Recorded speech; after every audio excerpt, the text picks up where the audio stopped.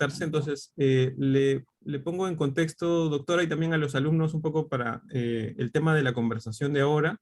Eh, el curso en el que estamos, y ya les estaba hablando un poco a los chicos, como un preámbulo antes de que se conecte, el curso es el curso de Derechos Reales, que es un curso, bueno, tradicionalmente de Derecho Civil en la Facultad de Derecho en la Católica, pero a veces no siempre ha habido el espacio suficiente como para hablar de la regulación del derecho de propiedad en la Constitución, porque normalmente nos concentramos en los temas de derecho civil, a pesar de Claro. que los temas del artículo 70, los temas de expropiaciones y en general la limitación del derecho de propiedad viene, digamos, de la propia Constitución.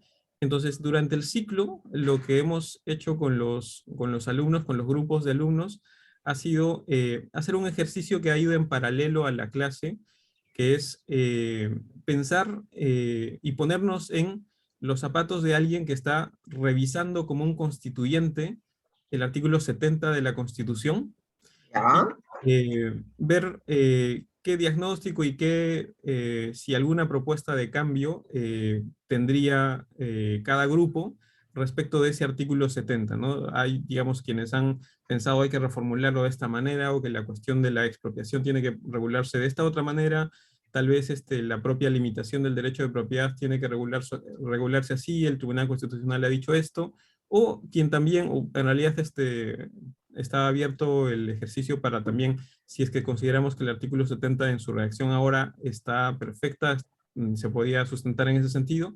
Entonces los chicos han ido trabajando esto durante el semestre y han estado ante este debate o este ejercicio de mirar un artículo de la Constitución y no solamente interpretarlo y aplicarlo, sino repensarlo, ¿no? Entonces, en eso han estado durante el ciclo y por eso para nosotros va a ser muy valioso tener una conversación con ustedes para conversar un poco sobre su propia experiencia en este tipo de situaciones o circunstancias, ¿no? Entonces, solamente para poner un poco de contexto, la doctora Lourdes Flores es, primero que todo, abogada y egresada de nuestra Facultad de Derecho en la Católica, y luego de ello ha tenido una trayectoria larga en materia política, pero también en materia jurídica. La doctora Lourdes Flores no solamente ha tenido su trayectoria política, sino es una abogada litigante en temas civiles, comerciales, arbitrales. Entonces, es alguien que probablemente lo que se puede admirar más es su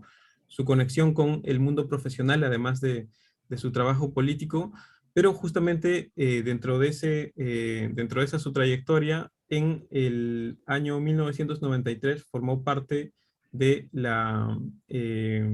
el Congreso Constituyente Democrático que tuvo a cargo la revisión y elaboración del proyecto de constitución que luego fue aprobado y que está vigente actualmente como constitución, ¿no? Más allá de las modificaciones que ha tenido desde entonces.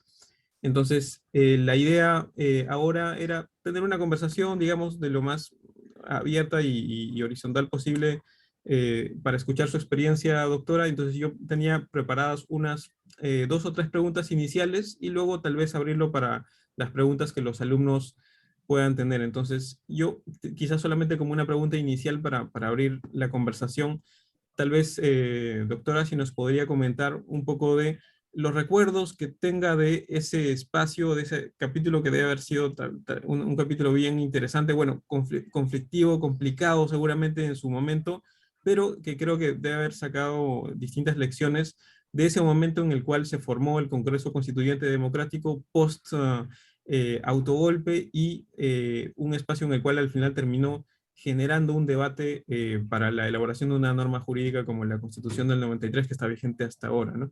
Tal vez unos Sí. recuerdos generales y tal vez sobre eso puedo yo hacerle unas preguntas un poco más específicas, agradeciéndole nuevamente por conectarse y por participar en nuestra sesión de clase.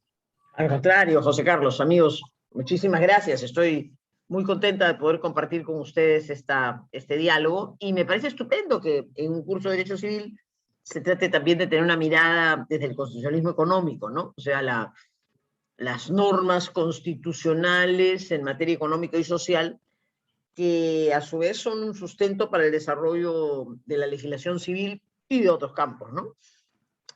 Por la pregunta del profesor Fernández, y para centrarnos un poco en el tema y sustentar las normas constitucionales que hoy nos rigen, valdría la pena recordar lo siguiente.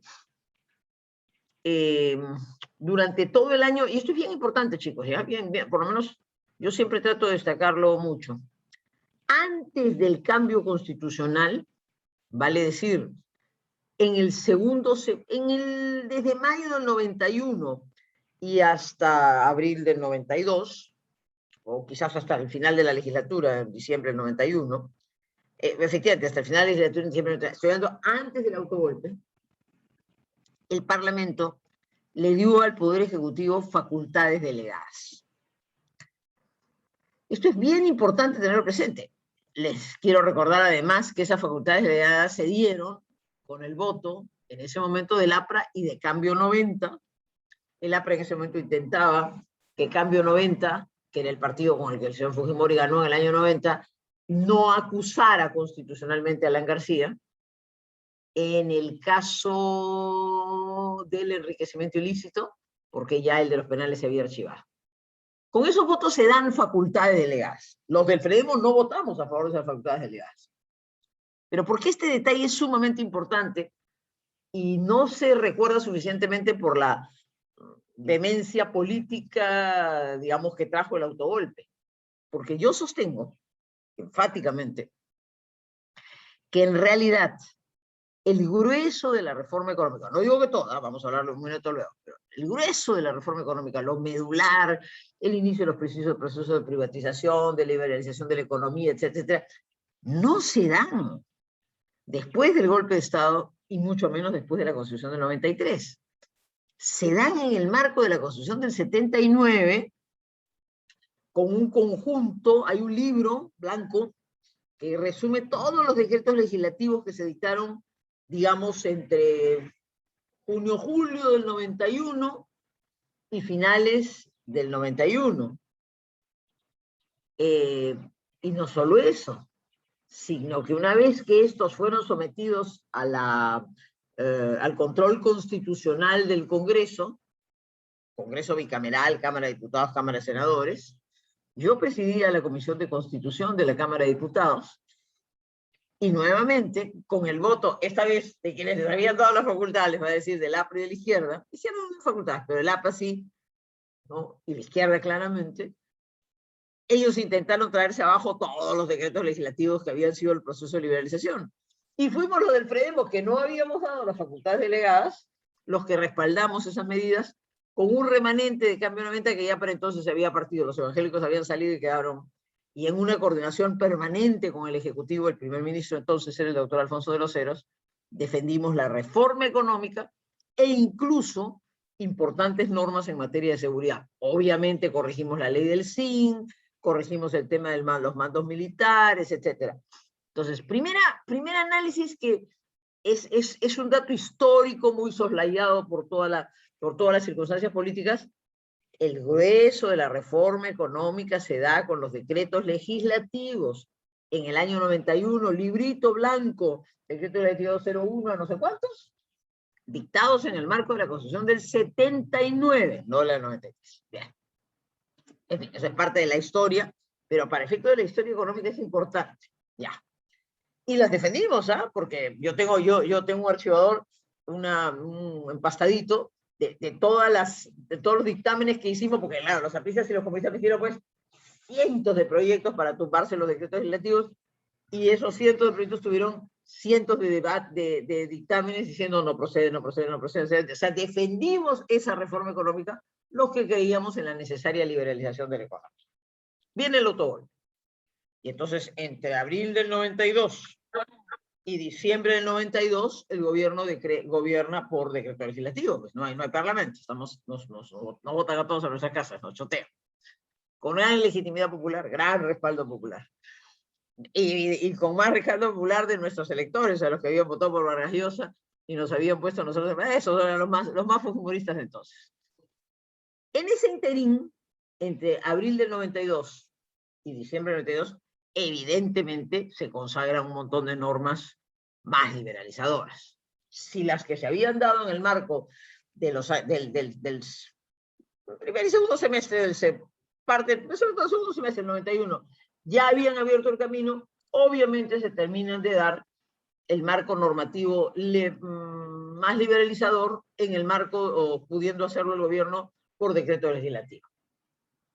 Y así llegamos a la Asamblea Constituyente del año 93, que naturalmente convalida los decretos leyes dictados y los decretos, en ese momento se llamaban decretos supremos extraordinarios, y los decretos supremos extraordinarios dictados, pero no, también decretos legislativos, porque había habido facultades delegadas, los decretos legislativos dictados durante el año 91 y los decretos legislativos dictados en el año 92 ya sin parlamento.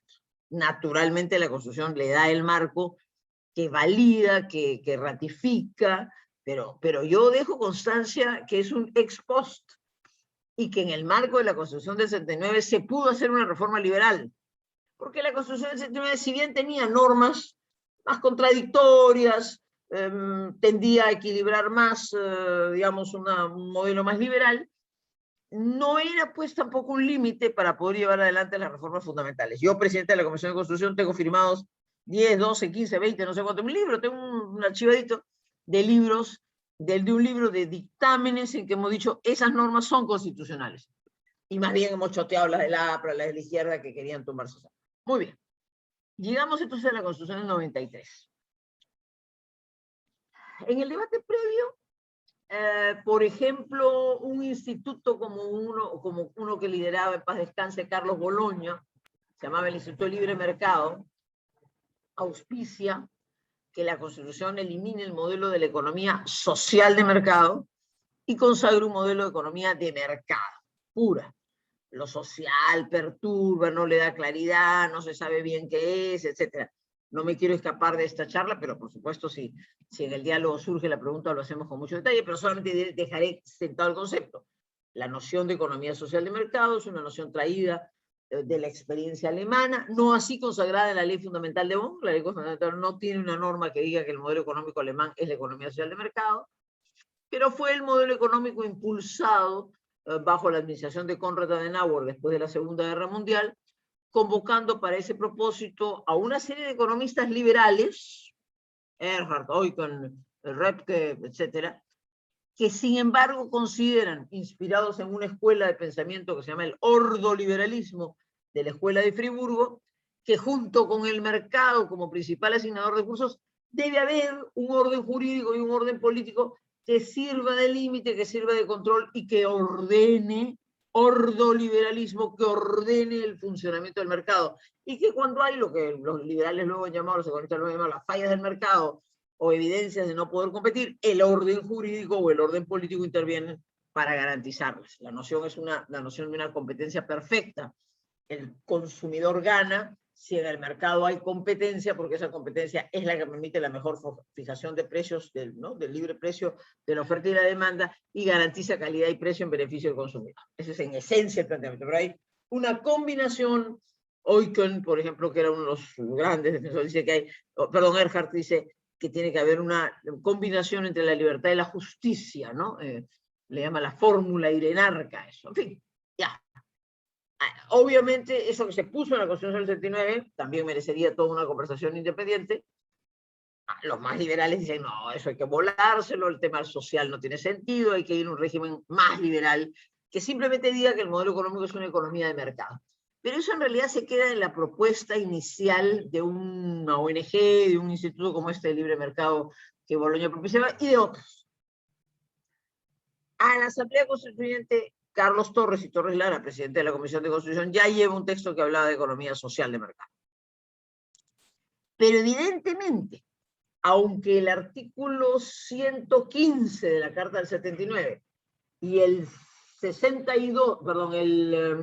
58 de la Carta del 93 son exactamente iguales, la iniciativa privada es libre, punto, se ejerce en una economía social de mercado, es evidente que la Carta del 93 liberaliza, quita una serie de los aspectos de intervención del mercado que la del 79 había consagrado, diciéndoles también, y citando a nuestro otro gran maestro de la universidad, de nuestra universidad, la Universidad Católica, el doctor García Belaúnde, Domingo García Belaúnde, esa Constitución del 79 liberalizó todo lo que pudo, pero no pudo más. Había un tercio de izquierda muy fuerte, y había un mundo que no era el mundo post caída del muro de Berlín 89, ¿no? Entonces, muy bien, la Carta del 93 liberaliza, qué duda cabe. El enunciado es economía social de mercado, pero hay unas normas liberalizadoras.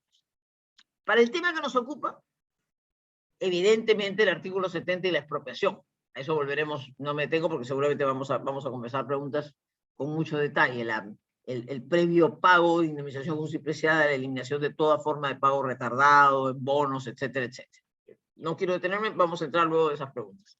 Y el otro gran artículo liberalizador es el 62, que maestros de nuestra universidad, como mi queridísimo, recordadísimo profesor Manuel de la Puente, criticaron. El 62 es el de la intangibilidad de los contratos. O sea, el contrato, base esencial de la expresión de la autonomía privada y la libertad de las partes, no puede ser corregido por una ley. Una ley no puede entrar a regular las relaciones contractuales entre particulares, ni siquiera entre particulares y el Estado. Esos eventuales conflictos que nacen de una lesión, que nacen de un incumplimiento contractual, que nacen de una excesiva onerosidad de la prestación, que nacen de un desequilibrio contractual, lo que quieran, tienen que ser resueltos o por un juez o por un árbitro, pero no por la ley ni por una decisión administrativa. Eso responde, por ejemplo, a todas las leyes de inquilinato que habían sido un problema en nuestro país porque habían congelado alquileres, etcétera, etcétera. Entonces, hay muchas cosas que podemos hablar de la Constitución del 93, perdón, pero hay dos que para mí marcan ese énfasis liberal, o más liberal, tampoco es una cuestión hiperliberal como se le... Hay un montón de normas de carácter social, etcétera, pero digamos, su diferencia con la del 79, vamos a hablar de las comunidades, en fin, pero su gran diferencia con el 79 para mí son esos dos artículos. La afirmación clarísima que la propiedad privada no puede ser expropiada sin previo pago de indemnización, justa y preciada al contado, chau bonos de reforma agraria, chau pagos diferidos para asentamientos humanos, que la expropiación solo se puede hacer por causa de utilidad e interés, y no, perdón, de utilidad o necesidad pública y no de interés social. O sea, no le puedo expropiar a un particular para dárselo a otro particular, tengo que expropiarlo para un fin público. Y dos, artículo 62 de la Constitución, la ley no puede interferir en los contratos preexistentes. ¿Por qué, queridos chicos? Y con esto termino.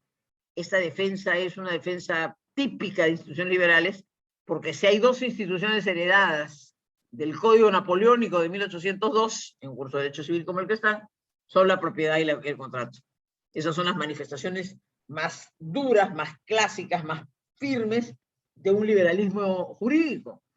El derecho de toda persona a su propiedad y el derecho de toda persona a ejercer la autonomía privada y celebrar los contratos que crean convenientes. Así creo que cierro la primera pregunta, profesor Fernández, que tú me formulas. Sí. El gran cambio, tres conceptos quiero dejar claros.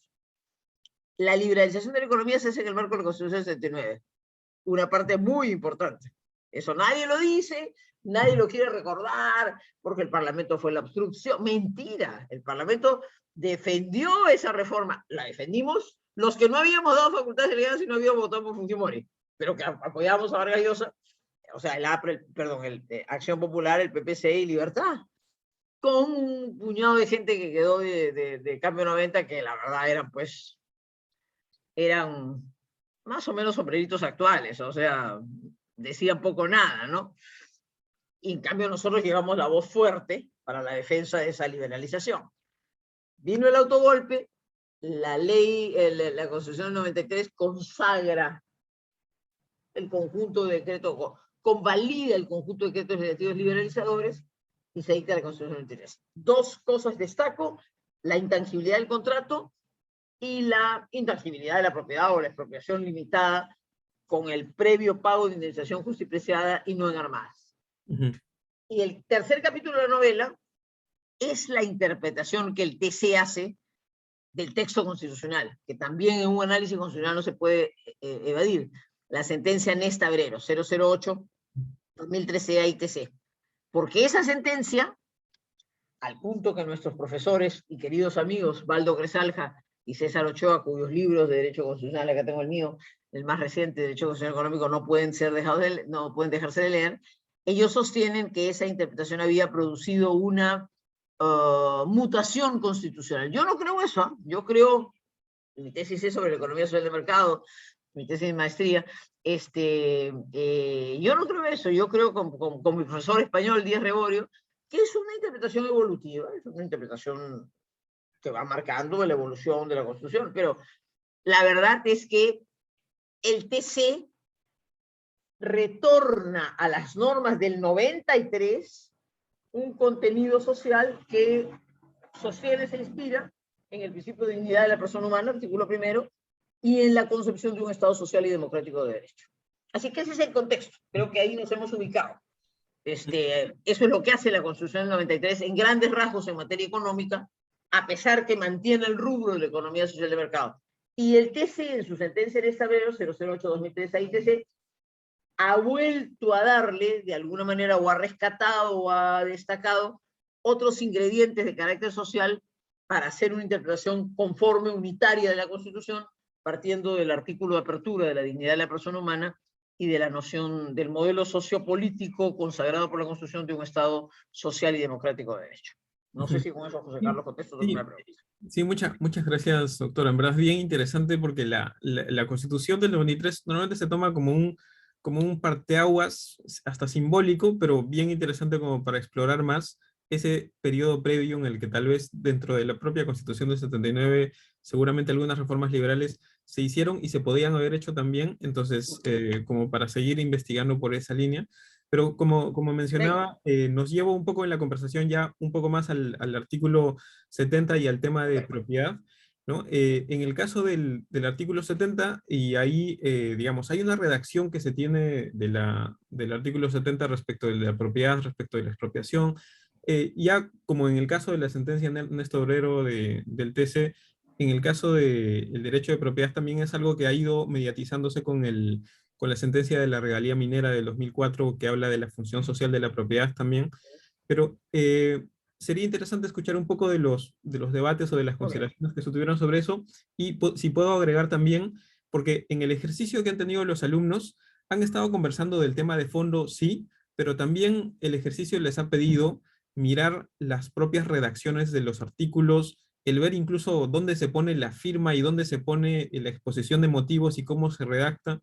Entonces, si también nos pueda comentar un poco de los entretelones de esos debates, quién debatía con quién, si venía como menciona, ¿no? Carlos Torres y Torres Lara con un proyecto y sobre eso se conversaba, o eso era solo sobre algunas partes. Entonces, tal vez esa parte más de la propia formulación sería interesante escuchar, porque es un poco en la experiencia en la que ahorita están los alumnos para presentar su trabajo en unos días, así que sería interesante escuchar. Excelente, con el mayor gusto.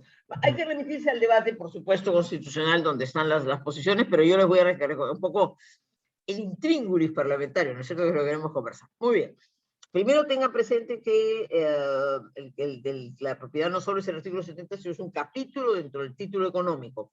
Y tengan presente también, y aunque eso es posterior, sentencia Néstor Obrero, que la sentencia Néstor Obrero, que es un bonito tema que deberían desarrollar ustedes, hay quienes critican y no la consideración de la figura, la sentencia Néstor Obrero ha dicho que la propiedad, la libertad de contratar, la libertad de empresa, etcétera, son garantías institucionales, no solo derechos.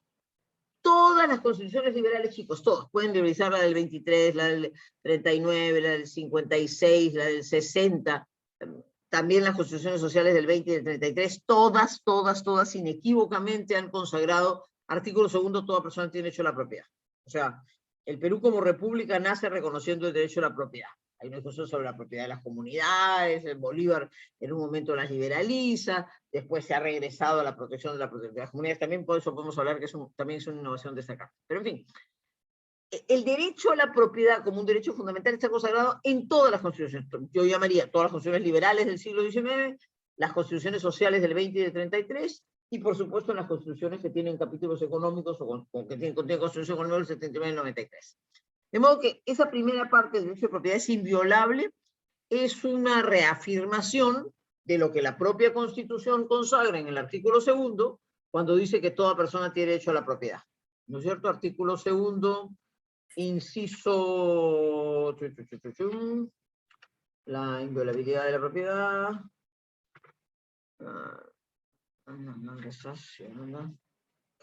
Artículo 2, toda persona tiene derecho a la libertad de conciencia, la libertad de conciencia, la libertad de información, expresión, causa, servicios informáticos, honor, libertad de inviolabilidad, elegir, la reunión, asociación, a contratar. Ya, el inciso 16, a la propiedad y a la herencia. Pero eso es el lado de reconocimiento como derecho es una constante en las constituciones históricas. Lo interesante de la sentencia en este tablero es que además dice, es una garantía institucional. Esta es una figura italiana. La garantía institucional es el reconocimiento de determinadas, comillas, instituciones que consagradas en la Constitución no son de libre albedrío del legislador. Si el legislador las toca, si el legislador las afecta, si el legislador las cambia, si el legislador las elimina, como que destruye las bases del modelo económico. Entonces, cuando la sentencia en este tablero, a propósito de discutir las tarifas del transporte público, ¿no es cierto?, en una acción de constitucional con un decreto de urgencia que ha fijado tarifas, lo que aprovecha es de decir con toda claridad, oye, hay unas instituciones que no pueden ser tocadas, ¿ah? Si se tocan, tambalea el modelo constitucional de la economía social de mercado. Muy bien, vamos a ver el artículo 6. En parte, no es nada más. Sí es novedoso decir se ejerce en armonía con el bien común y dentro de los límites de la ley. Las constituciones sociales, sobre todo, 20 y 33. Algunas, me parece que la del 60 tiene algo, pero sobre todo el 20 y el 33. Constitución de 1920 y Constitución del 33. Ya en el marco de lo que llamaríamos un constitucionalismo social, se habilita la posibilidad de la expropiación. Es decir, de la privación de la propiedad. Y de la privación de la propiedad, incluido un concepto que es el interés social. Fórmulas siempre amplias. La Constitución del 70 trata de buscar una fórmula más social cristiana, el bien común. Se ejerce en armonía con el bien común y dentro de los límites de la ley. El bien común es el bien que interesa a todos, lo que interesa a todos. Es un concepto filosófico, ni siquiera doctrinario, diría yo, es de filosofía política, ¿no? Los seres humanos somos seres sociales y tenemos un bien común, buscamos algunas cosas que son de interés común de todos. Ya. La novedad viene, sin embargo, después. A nadie puede privarse de su propiedad, sino exclusivamente por causa de seguridad nacional o de necesidad pública, declarada por ley. Me quedo ahí un minutito. Este sí es un cambio bien importante. Lo impulsa Enrique Chirino Soto en el debate. Lo apoyamos. Entre los votos que cuenta están los del PPC. Por supuesto, en ese momento se llamaban Nueva Mayoría. Cambio 90, Nueva Mayoría. O sea, Torres Lara, y los que estaban en la comisión, Joy etc. Pero el impulsor de la idea es Enrique Chirino. ¿Y qué es lo que se busca?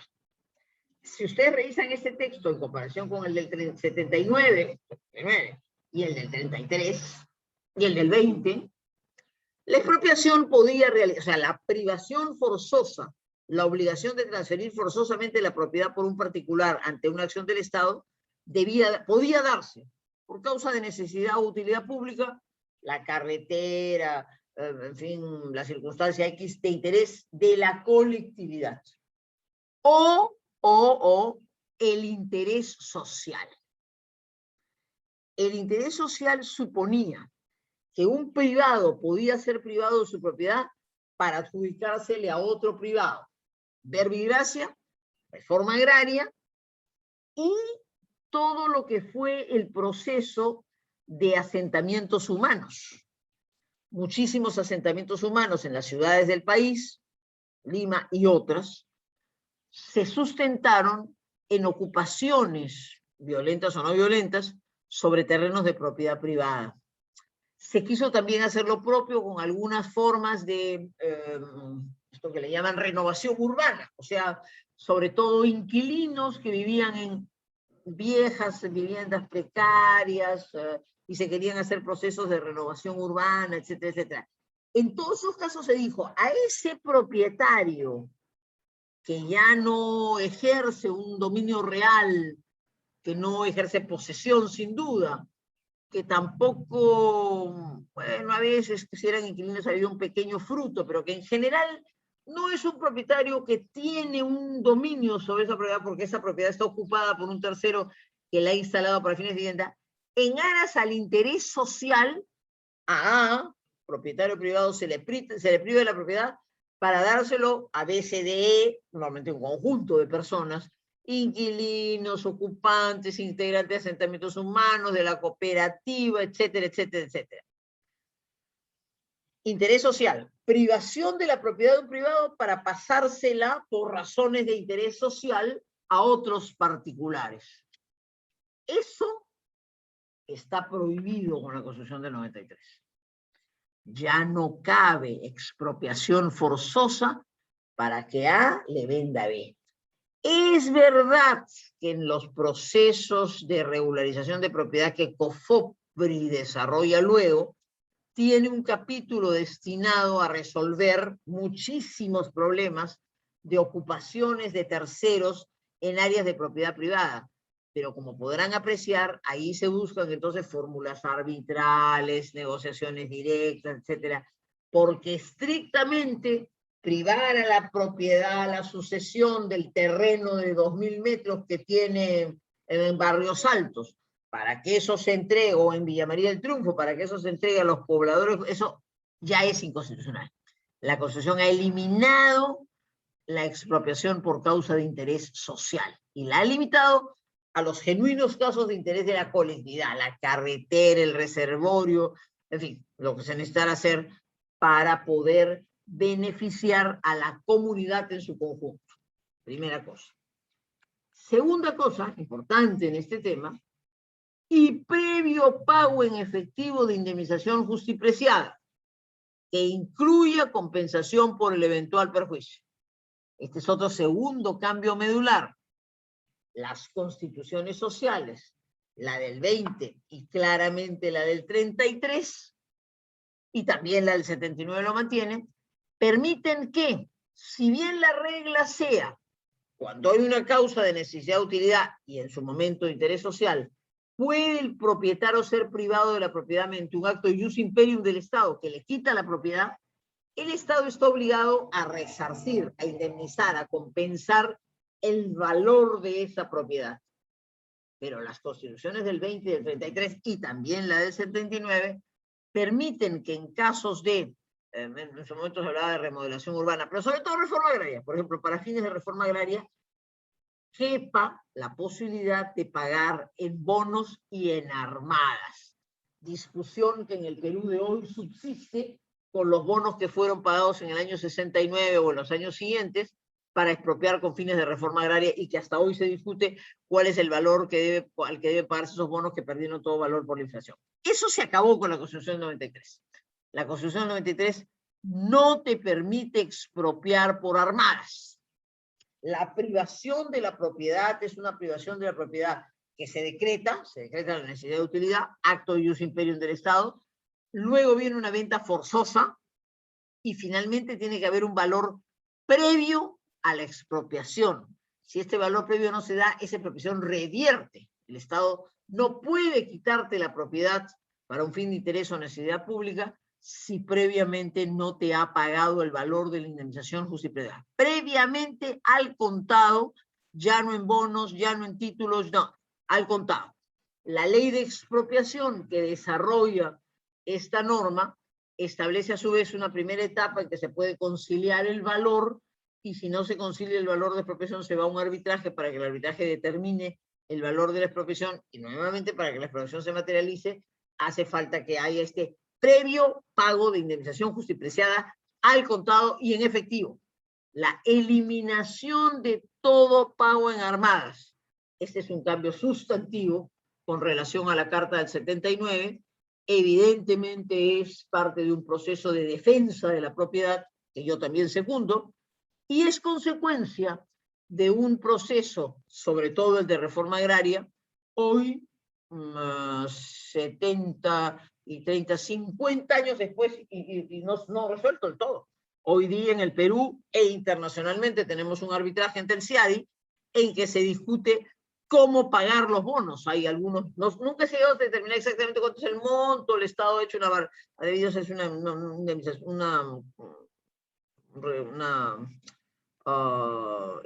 inventario claro, un registro claro, pero no dijeron que no tenían los bonos, ya, en fin. Deberíamos saber con exactitud cuánto asciende la deuda agraria. Se dice que asciende como 2.000 millones de dólares, se dice. Es posible, ¿no? Otros dicen que es menos, pero lo cierto es que hay unos papeles que fueron el pago de la indemnización en el marco de la Constitución del 33 que hasta hoy no se pagan. Y la discusión que se hace es, ¿y cómo se deben pagar? Ya ha dicho el TC que se deben pagar a su valor, no a su valor nominal. Y entonces hay unos procesos de conversión y hay un decreto del Estado que ha dicho cómo se debe pagar y si no está, y hay otros criterios. Y yo tengo, por ejemplo, varios procesos que están en la definición de cuál debe ser el pago adecuado en el marco de lo que ha dicho el TC, que es una dolarización. En fin. Pero chicos, lo fundamental, la Constitución del 79 tiene, yo diría, dos cambios medulares respecto a sus precedentes. La expropiación limitada a los casos de seguridad y necesidad, excluyendo los de interés social, es decir, expropiación de un privado para darse a otro privado. Y dos, y fundamental, previo pago en efectivo de la indemnización justificada, que incluye la compensación por el eventual perjuicio, ¿no es verdad? Entonces, y finalmente hay acción anteperjudicial para contestar el valor de la propiedad que el Estado ha señalado en el proceso expropiatorio. Eso está perfectamente regulado en la ley de expropiación. Hay una primera etapa de conciliación. Si se concilia, se debe pagar ese valor, y si no, hay derecho a una acción. Me parece que la ley establece ahora que es arbitral, no es judicial, es arbitral, para discutir el valor de un eventual justiprecio diminuto. Así que yo te diría, José Carlos, y les diría, amigos, que esos son como los cambios medulares. El gran impulsor de esto, Enrique Chirinos Soto, que pertenecía a las filas de Rafael Rey, en ese momento se llamaba Renovación, y luego eso es acogido tanto por Fuerza Popular como por nosotros. Presumo que la izquierda tiene una resistencia al tema, vota en contra, pero eran pocos, y no recuerdo exactamente cuál es el texto que redactamos como fórmula intermedia en la redacción de un dictamen conjunto que hicimos en minoría de distintas fuerzas políticas, pero me parece por lo menos que nosotros en esa materia sí definitivamente consentimos, y no estoy segura cuál fue la redacción, no recuerdo cuál fue la redacción final que le dimos en el texto, este texto conjunto, pero que el texto conjunto sirvió para el debate, pero ni siquiera se puso a consideración ni a voto, ¿no? Ok, muchas gracias, doctora. Y justamente la última pregunta que pensaba hacerle, al menos de mi parte, era digamos, ese momento de redactar o revisar los proyectos de redacción.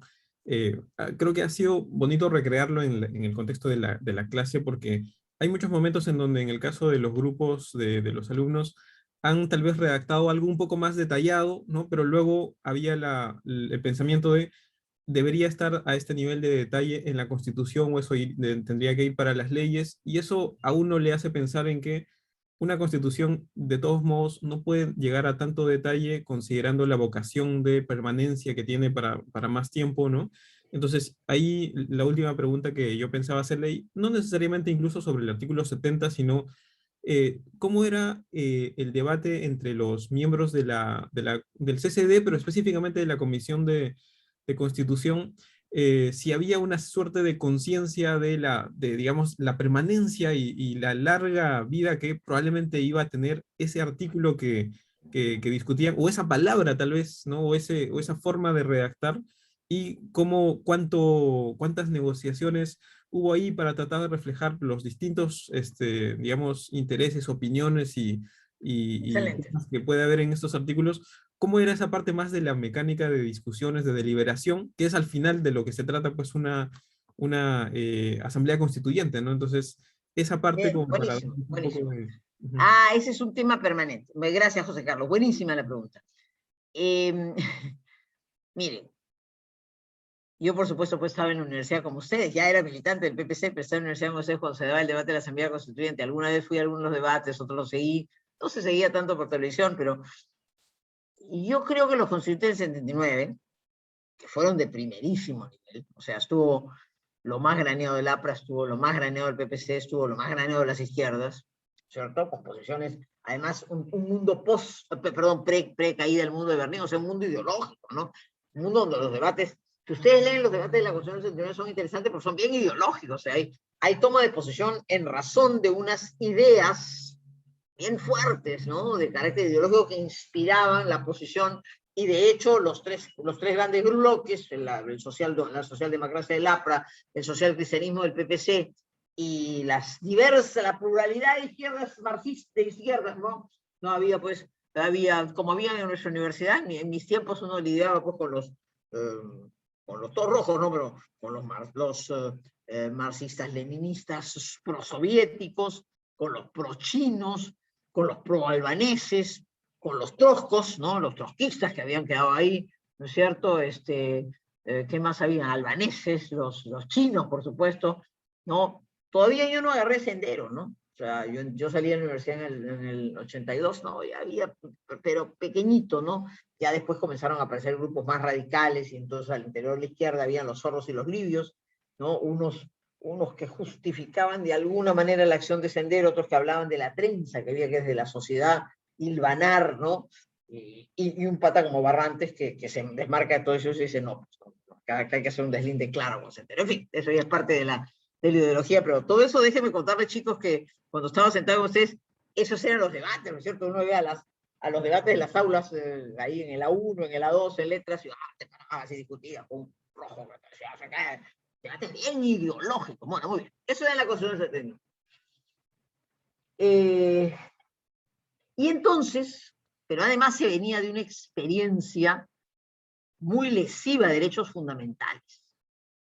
Entonces, cuando la Constitución del 79, en su artículo primero, consagra la dignidad de la persona humana, acogida por todos, es una norma de apertura siguiendo la ley fundamental de Bonn, la propone don Mario Polar, la acoge el APRA, la izquierda vota a favor. En eso no hay rechazo porque era una afirmación humanista de la Constitución.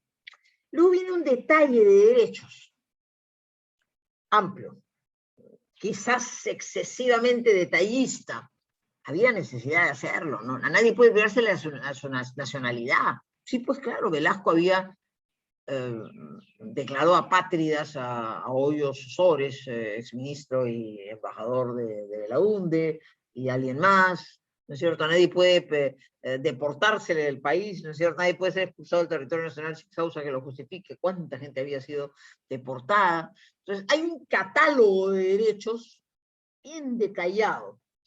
Y hay un catálogo de derechos sociales en el capítulo de la salud, de la educación, etc. Genéricos, pero también detallados. En el debate que precede, ya no tanto, no, también sí, ahora les cuento el detalle, pero sobre todo en el debate porque precede, porque yo quiero que sean ustedes conscientes que entre abril del 92 y cuando fuimos elegidos al CCD hacia finales del 92, es decir, la pobre Constitución del 79 era la causa de todos los males en el Perú, todas las desgracias, el terrorismo, todo se le debía a la Constitución del 79, ¿no? Fue un cargamontón contra la Constitución del 79, que yo creo que fue una buena Constitución. Vuelvo a citar a mi buen amigo y maestro Domingo García de la UNDE, que liberalizó, que hizo todo lo que se pudo hacer. Se enfrentaron a los militares que querían que todas las reformas estructurales se aprobaran. Dijeron, no señor, esta asamblea es autónoma, liberalizó, pero combinó, pero había un tercio pues de la izquierda, entonces también había concesiones, ¿ya? Fue hija de su tiempo, y fue una buena constitución, abrió un camino para un gobierno democrático, pero en fin, le sacaron la mugre a la pobre constitución, no quedaba nada, era un desastre, todo el Perú, la desgracia del Perú de la constitución, no es así, no es así. Yo creo que la constitución del 93 trajo cosas buenas, creo que después, a su vez, he mencionado la excepción obrera, los cambios posteriores, el eliminar la reelección. Un día participé en un evento, fíjense que yo hice campaña por el no a la Asamblea Constitucional, o sea, yo voté muchas cosas a favor, pero voté en el grueso, voté por el no, y después hice campaña por el no, para la no aprobación del referéndum. Cuando ganó el no, también en una reñidísima y discutida votación, firmamos la Constitución. Ya, y se acabó el debate para nosotros. Pero la realidad es que en lo medular, la Constitución repitió muchas de las cosas del 79. ¿Qué fue lo nuevo? La reelección, pues, y por eso yo estaba en contra, porque era evidentemente la Constitución para favor de la reelección. Cuando tú le has quitado, yo estaba a favor del Senado, volaron el Senado, y así, ¿no? Más en lo político. En lo económico, sí, yo estaba de acuerdo y respaldamos, mi partido, el PPC, respaldó con sus votos, éramos 8. 8 de 80, respaldamos con nuestros votos esas reformas económicas. Pero me perdí un poquito. Lo que trataba de llegar es lo siguiente.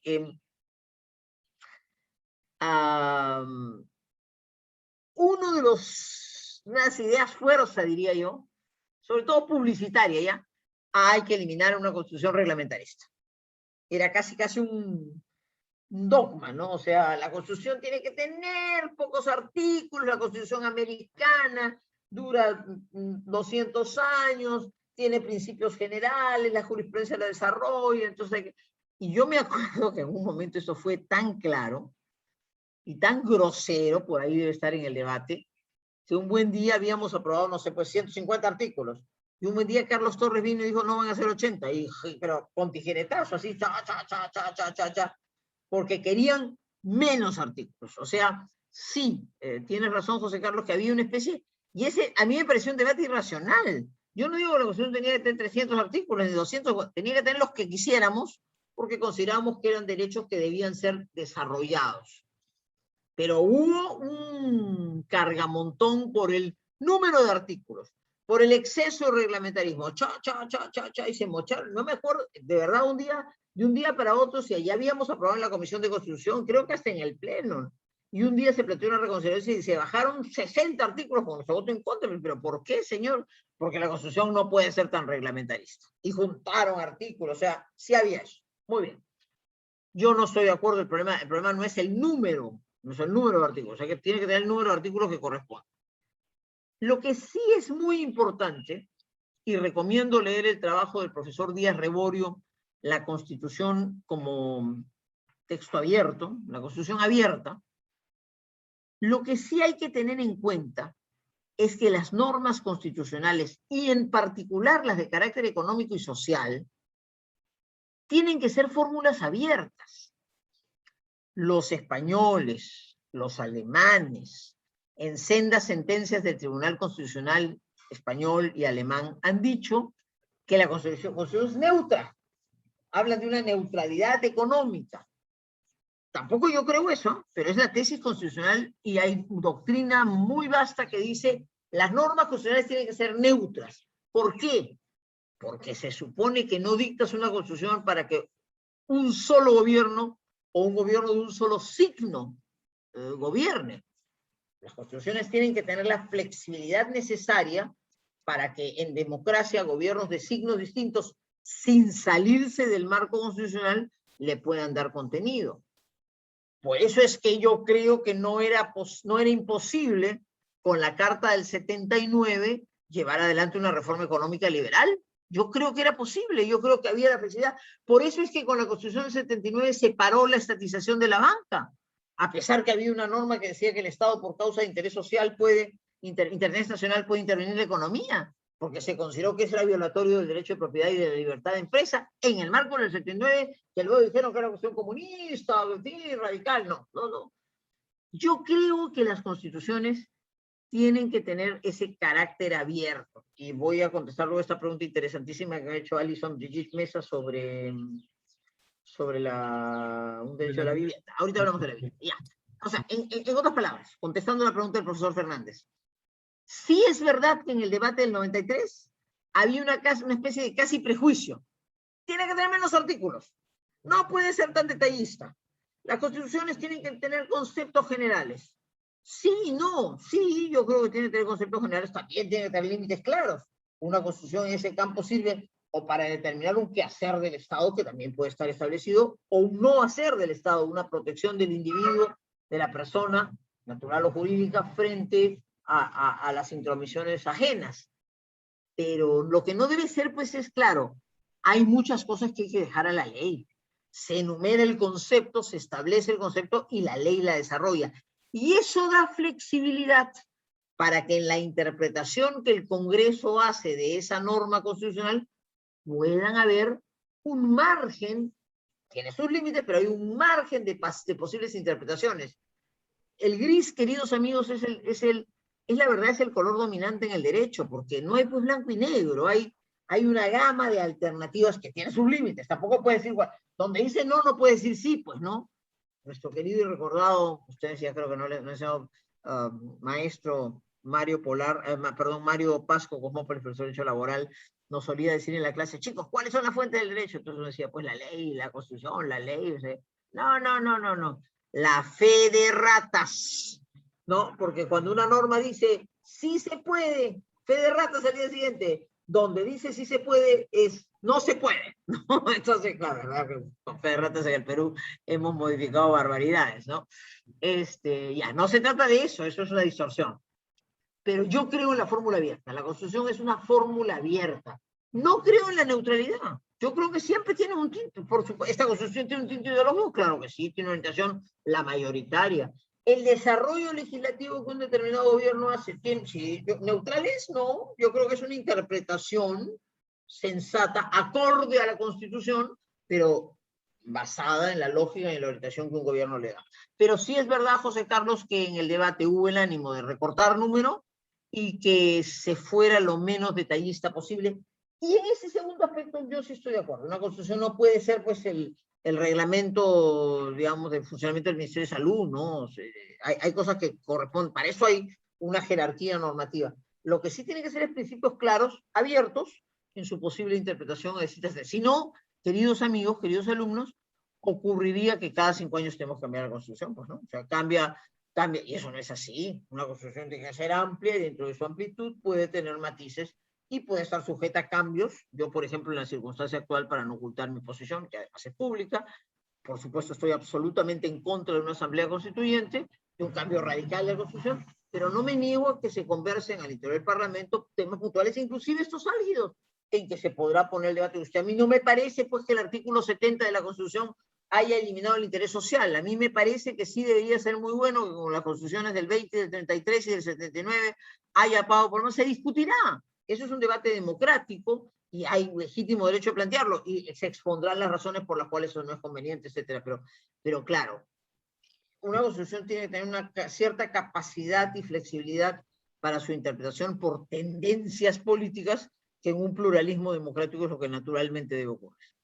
Gracias, doctora. Y estamos 17, pero si tiene unos minutos adicionales como para responder un par de preguntas de los alumnos. Ahí ya, para empezar, Alison nos comentaba respecto de la propuesta o el debate que hubo respecto del derecho a la vivienda o la posibilidad de incorporar la vivienda en el derecho, ¿no?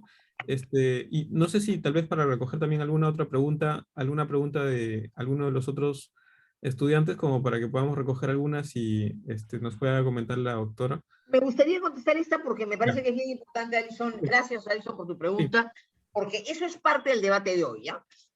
A ver, si ustedes leen No Obra de Terceros, en el debate del 93, leen mi intervención, cuando vimos este capítulo, estoy segura que yo traté que se pusieran algunos de los artículos más detallados de la Constitución del 79, ¿ya? Si ustedes comparan lo que el 79 ya había dicho y lo que yo planteo con el 93, me contesta Pancho Tudela, me acuerdo, ¿no? Y Pancho dice, no, mucho reglamentarismo. Es ese debate que el profesor Fernando nos ha planteado hace un ratito. Ahora, ¿tienen que estar enumerados todos los derechos sociales?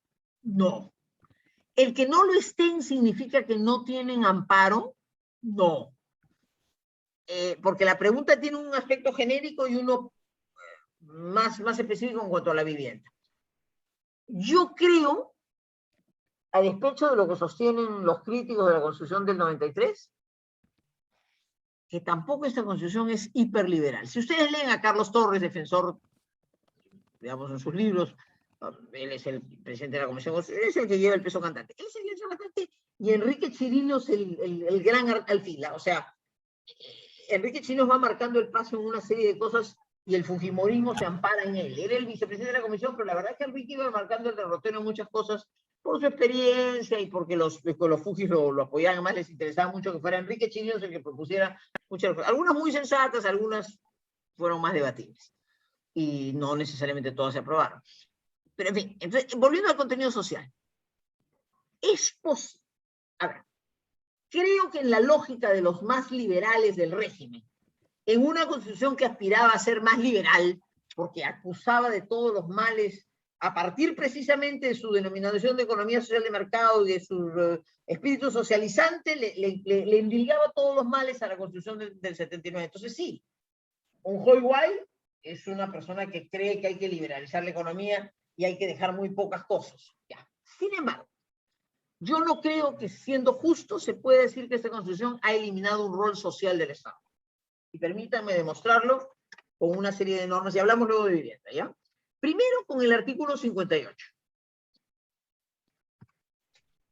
La iniciativa privada es libre, se ejerce en una economía social de mercado. Bajo este régimen, el Estado orienta el desarrollo del país y actúa principalmente en las áreas de promoción de empleo, salud, educación, seguridad, servicios públicos e infraestructura. Y yo creo que están bien definidas las funciones por el justicia. Debió de ser justicia, aunque hay en otros artículos. Es decir, se establece con claridad que en una economía social de mercado, ¿qué duda cabe que el principal asignador de recursos es el mercado, que se cree en la propiedad, que se cree en la libre competencia? Pero no se excluye al Estado de su deber de participar en una serie de áreas, todas las cuales tienen incidencia social. Amén, que no se le excluye tampoco su deber, por ejemplo, en el artículo 61, a propósito de la vigilancia y facilitar la competencia, de combatir toda práctica que limite y elimine el abuso de posiciones dominantes monopólicas. Podría discutirse el cambio del monopolio puro al abuso de la posición de dominio.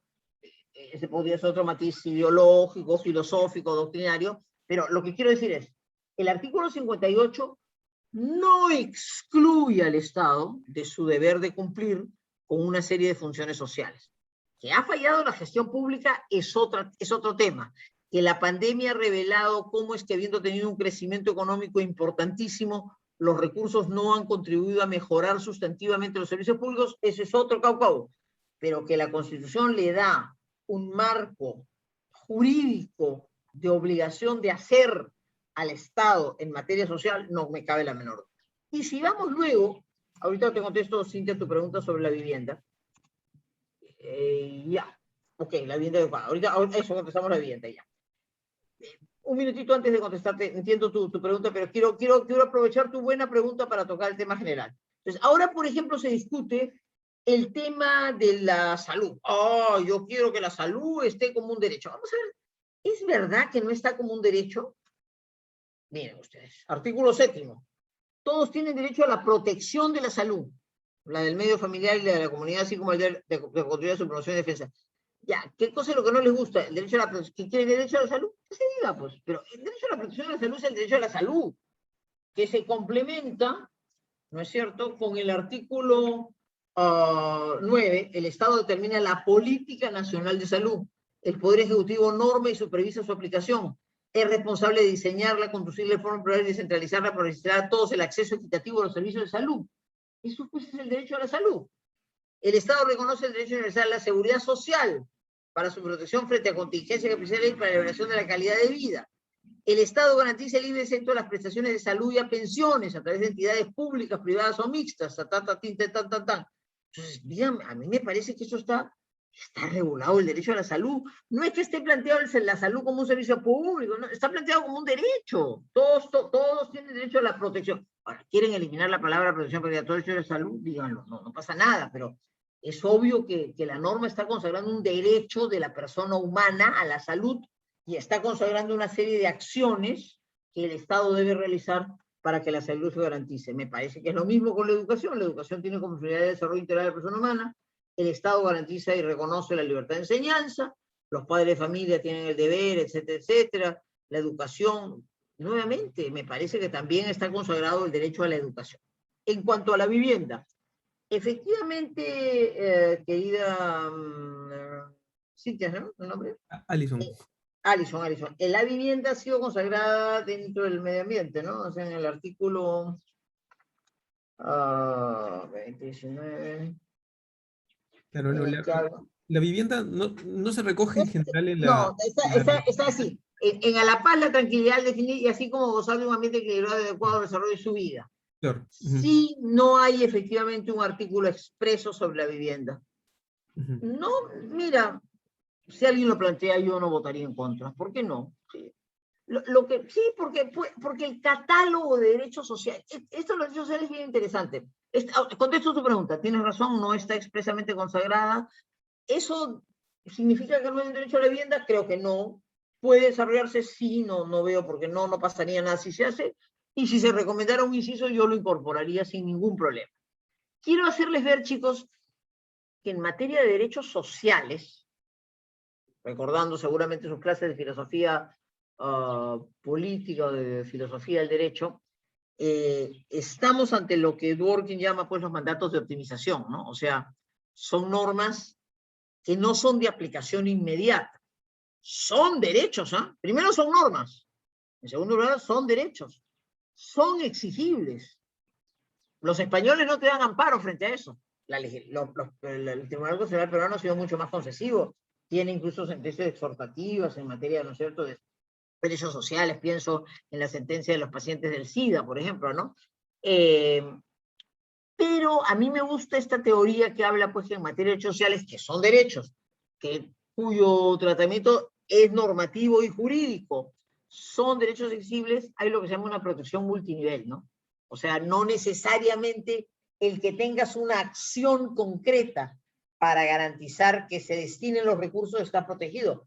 Hay una serie de otros niveles de actuación que conllevan a que el Estado tiene la obligación de asignar recursos para ese propósito. Entonces, contestando la pregunta, es verdad que no está dicho expresamente, podría hacerse y no creo que haría ningún daño. Si alguien presentara un artículo que diga pues que debe haber un inciso IJK que diga que toda persona tiene derecho a la vivienda, yo no le encontraría ningún problema. La ley regularía los alcances. El derecho a la vivienda ha sido desarrollado en más de una sentencia por el Tribunal Constitucional. Hay cosas bonitas, interesantes. En concreto, por ejemplo, a propósito de los desarrollos urbanos, ¿no?, y de la necesidad del derecho a la vivienda. Pero nuevamente, todos estos son mandatos de optimización, no son normas regla, ¿no? Acuérdense ustedes la distinción de Dworkin, de Alexis, de reglas y de mandatos de optimización, o reglas y principios. Todos estos son principios, son normas que suponen un quehacer público, una asignación de recursos, y por lo tanto son normas jurídicas, son exigibles, pero su exigibilidad no es tan inmediata. Reitero, una legislación como la española, por ejemplo, no permite amparo frente a estos derechos porque suponen pues un quehacer del Estado, ¿no? Así es que bien, muy buena la pregunta y me ha permitido marcarles el derrotero en general de la amplitud, del nivel de detalle de los derechos sociales y de su exigibilidad, aunque no estén expresamente reconocidos, y enfrentar lo que creo que es una falacia de quienes sostienen que un derecho como la salud no está consagrado. Sí está consagrado, y la educación también está consagrada. ¿Quiere perfeccionar el texto? Se perfecciona, no hay ningún problema, se puede hacer en términos realistas, ¿no? Gracias, muchas gracias y muchas gracias por las preguntas también. No sé si hay alguna pregunta adicional ahí de parte de alguno de los estudiantes. Perdón, me acota Paul. Mi duda estaba en la línea de Edison, pero no simplemente colocar la vivienda, sino implementar con una vivienda adecuada. Bueno, y eso es lo que ha dicho el TC. No recuerdo en ese momento la sentencia, pero hay ahí alguna bien bonita en que habla de la vivienda adecuada. Y déjenme contarles que yo profesionalmente, por ejemplo, defendiendo a propietarios, yo tengo un caso muy bonito que ganamos en Caraballo, de una empresa que había comprado unos terrenos y había realizado nada menos que el primer proyecto de techo propio. Entonces, claro, un terreno sin servicios se convirtió en un desarrollo urbano importante con servicios básicos, ¿no? Fuimos invadidos. Fue todo un laberinto en Lima Norte, discutir el tema. Fuimos a un amparo y lo hemos ganado.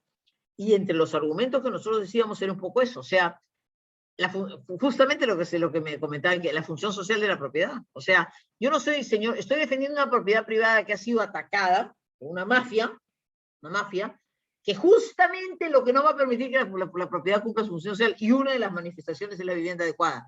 Recuerdo haber citado en ese caso esa sentencia bien bonita de un caso en el que TC ingresa a discutir lo que es el derecho a la vivienda, los servicios básicos, el proceso de urbanización ordenado, etcétera, etcétera. Claro, eso es todo un quehacer. Como tú comprenderán, como comentaron Paul y Alison, la Constitución no podría entrar en esos detalles, pero su consagración con la expresión vivienda adecuada perfectamente puede dar lugar a que luego políticas públicas desarrollen y leyes desarrollen lo que debe ser la garantía, ¿no es cierto?, para pasar de la invasión a la inversión, del desarrollo desordenado a un desarrollo con servicios básicos. Todo eso es súper importante, ¿no? Hubo un proyecto de reforma constitucional para incorporar como un artículo 7A, si no me equivoco, del derecho a la vivienda en la legislatura anterior, en el Congreso anterior, que justamente no llegó a tener la segunda votación. ¿Ya? Pero como menciona usted, y que creo que es una lección también interesante, mucho de eso en realidad puede, bueno, puede hacerse el cambio de la Constitución, pero no necesariamente hay que esperar al cambio de Constitución No, para que uno, por ejemplo, la jurisprudencia del TC, o por ejemplo, la evolución de la interpretación que se va dando de varios de los contenidos de la ah, Constitución. Creo que eso, especialmente un derecho social que no es que se va a poner en la Constitución y va automáticamente a aplicarse, sino más bien va a ser un instrumento que permita ir avanzando en un derecho social que es ojo, progresivo, ¿no? chicos, en esa línea el tema del agua, ¿no? Que tampoco está Claro. expresamente dicho. El derecho al agua es un derecho humano, quizás el más humano de todos los derechos, ¿no? Sí. Eh, y claro, en las normas que desarrollaron, creo que la ley de aguas, se habló de la prioridad que debe tener, por ejemplo, el agua para consumo humano, ¿no? Lo que les hago ver es, a veces también pecamos porque están haciendo ustedes trabajos y está muy bien, y van a encontrar vacíos, y el catálogo de derechos puede ser más amplio. Lo que no hay que tener, por lo menos nosotros abogados, ¿no? No hay que tener esta especie de idolatría al texto constitucional, ¿no? Cuando uno escucha hablar a determinadas personas, parecería que basta que tú digas que hay derecho al agua para que mañana todo el mundo tenga agua, y no es así. Ahí podrían en sus trabajos ustedes recurrir un poco a la filosofía normativa, ¿no es cierto? A la filosofía del derecho en cuanto al tipo de normas, ¿no? El tipo de normas en una constitución pues es variado. Y sobre todo en una constitución económica y social, las normas son normas principio, son reglas de acción, son directrices, son policies, ¿no? O sea, son lo que Dworkin llamaba mandatos de optimización. Son normas jurídicas, claro que lo son exigibles, claro que lo son, pero no son mandatos de acción, no son el semáforo blanco, o sea, rojo pare, ámbar deténgase, verde avance, ¿no? Pues porque no son reglas, no son de aplicación inmediata, reclaman un quehacer gubernamental, reclaman políticas, reclaman desarrollo, reclaman opciones. A ver, un programa como Techo Propio, mejoramiento de mis barrios, en fin, apuntan perfectamente a la realización de la vivienda. Tengo no mandato constitucional.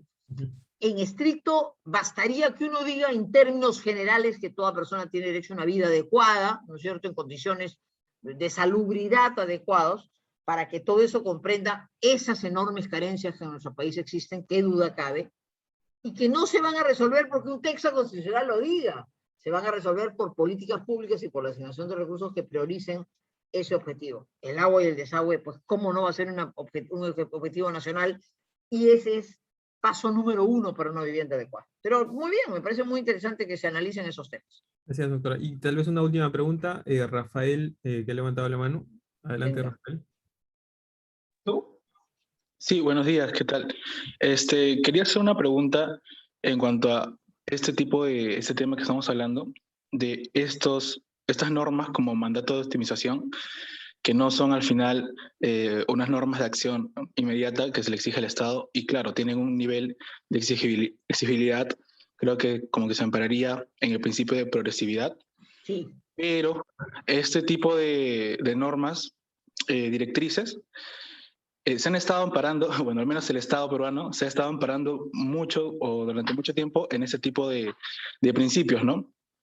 Por lo que quizás estos cambios de constitución o peticiones de constituyente o cargamontones a la constitución actual de cada 20, 30 años, eh, yo creo que es más una exigencia del pueblo mismo que y está exigiendo un cambio a través de esta forma porque el Estado, parándose en este principio, no ha hecho cambios tan drásticos.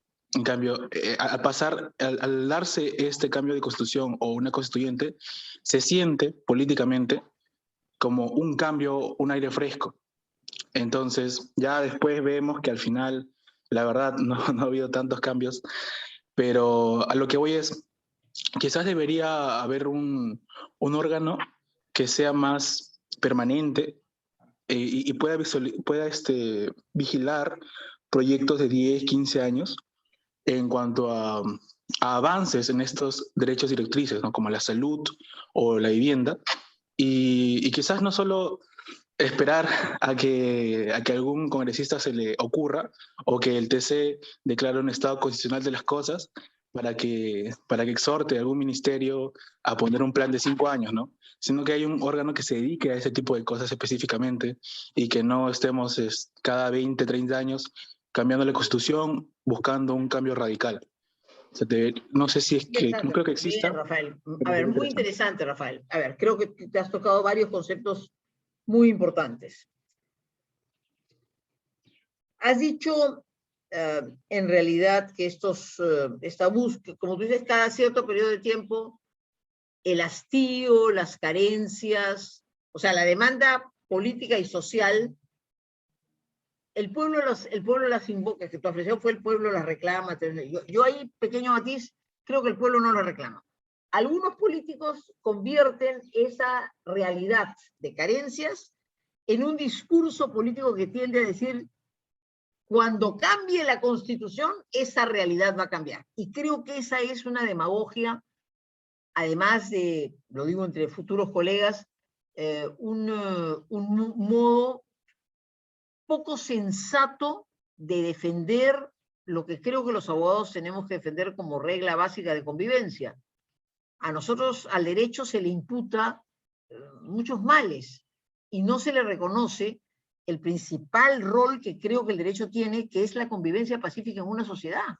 El derecho es el mecanismo por el cual establecemos algunas reglas de convivencia que son las que garantizan el derecho por el otro, etcétera, etcétera, que debería venir acompañado de un sistema de implementación o de seguimiento o en todo caso de corrección frente a las situaciones de incumplimiento de justicia, en otras palabras, que haga compulsivo ese derecho. Entonces, primera reflexión, Rafael, tienes razón que frente a determinados momentos de hastío, de cansancio o de probada corrupción o de ineficiencia del Estado, se levanta la bandera de la Asamblea Constitucional, del cambio constitucional, por cualquier forma, radical, y se le echa la culpa de todo la tuvo la Constitución 39, vamos a la 93. No, es el modelo neoliberal del fujimorismo el que ha traído todos los males, vamos al cambio, ¿no es cierto?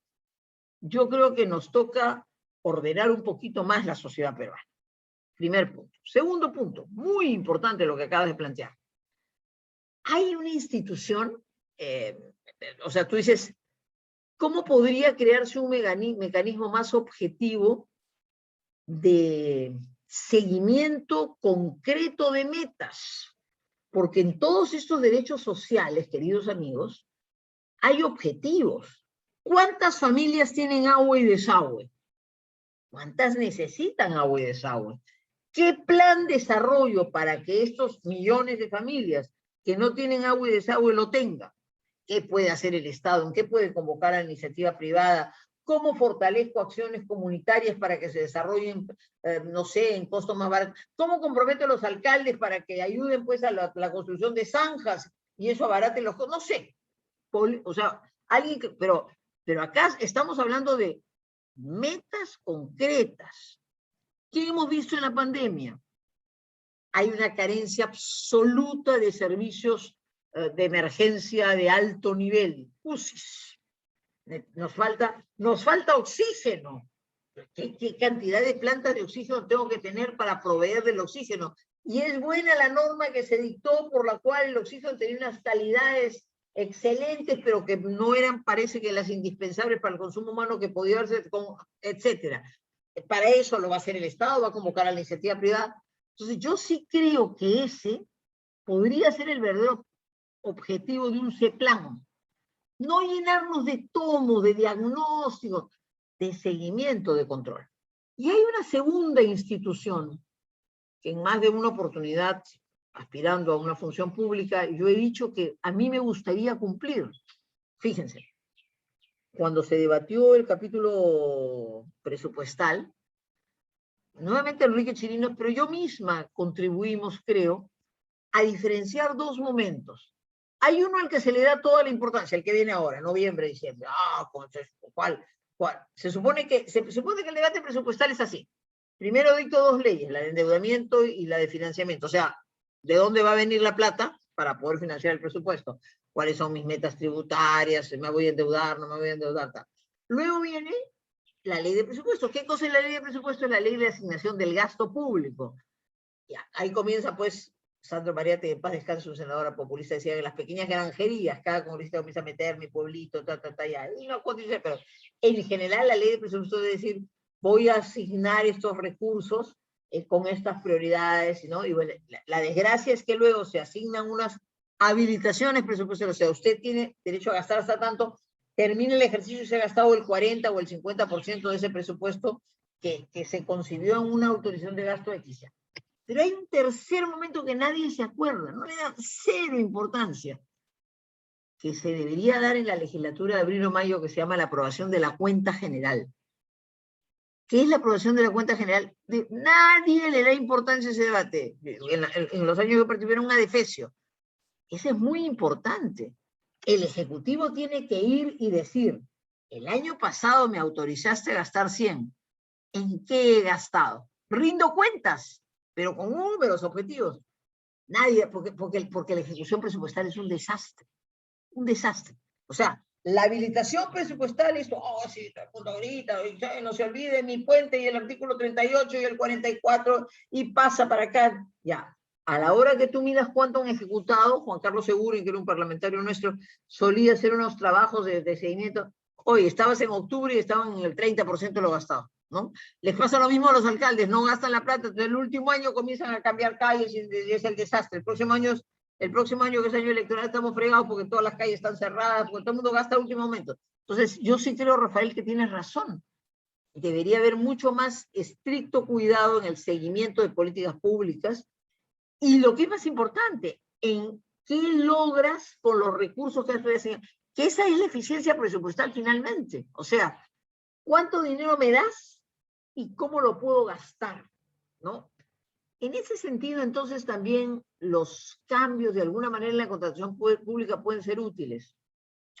Un buen día por distintas fuentes, o en unos días por distintas fuentes, me explicaron en qué había consistido básicamente el modelo de contratación de los panamericanos. No digo que todas las empresas sean replicables para siempre, pero tenían algunas virtudes. Por un lado me las explicó Carlos Neuhaus. Teníamos que simplificar reglas y tener mecanismos rápidos, ¿no es cierto?, para poder cumplir en un tiempo. O sea, los juegos eran tal día, las obras tenían que estar al día anterior.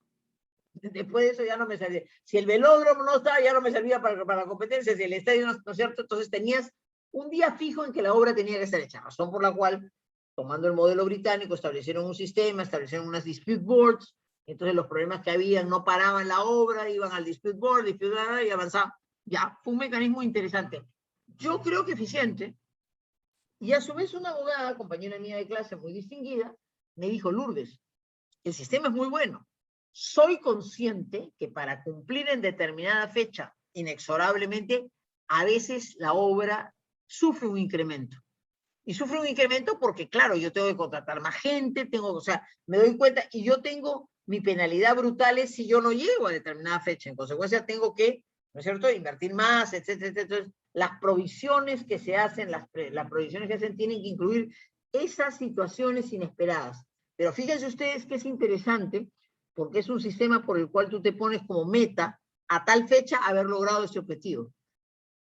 Yo creo que sistemas de ese tipo, que mucha gente les repele, serían muy útiles para ciertas cosas. Agua y desagüe, vivienda básica, construcción de colegios y de infraestructura requerida, implementación de postas médicas con un mapa. Es decir, hay tanto por hacer en nuestro país que esa infraestructura concreta, y es mi modesta opinión, no solo porque lo dice el artículo 58, que esa es la función del Estado. O sea, si discutimos eso, querido Rafael, y cómo se hace, etcétera, etcétera, yo no creo que... No me importa que hayan 4 cambios constitucionales que precisen las cosas. Sí, no me parece que sea lo fundamental, pero no me importa. Pero lo central es que debería haber un orden y una planificación para que eso sea ejecutable. Y si eso se hace, yo creo que el común de los ciudadanos iba a sentir que hay un Estado al servicio de la gente, porque eso es lo que a la gente necesita ver, necesita sentir que si pago impuestos o no pago impuestos, que el Estado está para que me haga esa, y eso no me hace, pues. En cambio, si el debate constitucional sirve, no hemos hablado del artículo, para discutir el artículo 62, ¿no es cierto?, la función subsidiaria, 60.